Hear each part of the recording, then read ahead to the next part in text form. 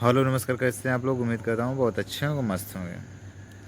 तो हम power star Pawan Singh ji की कुछ जानकारी देने आए हैं। कुछ पावर स्टार पवन सिंह जी को लेकर बात करने आए हैं। पावर स्टार पवन सिंह जी का ब्लुकिया सड़िया जो रिलीज हुआ था, उसको आप लोगों ने ऐसा प्यार और आशीर्वाद दिया, मतलब कुछ कहने का ही नहीं।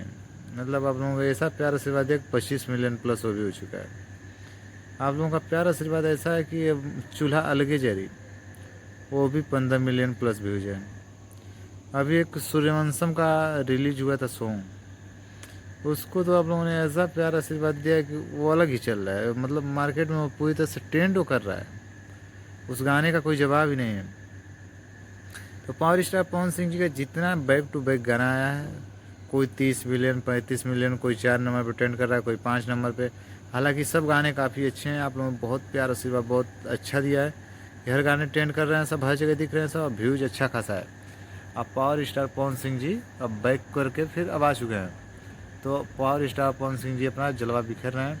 आप लोग बेसब्री से इंतज़ार कर रहे हैं, तो आप लोगों को बहुत जल्द एक से एक बढ़ के सॉन्ग सुनने को मिलेगा। चलिए तब तक के लिए बाय, मिलते हैं किसी नेक्स्ट वीडियो में कोई नई इन्फॉर्मेशन के साथ। तब तक के लिए बाय।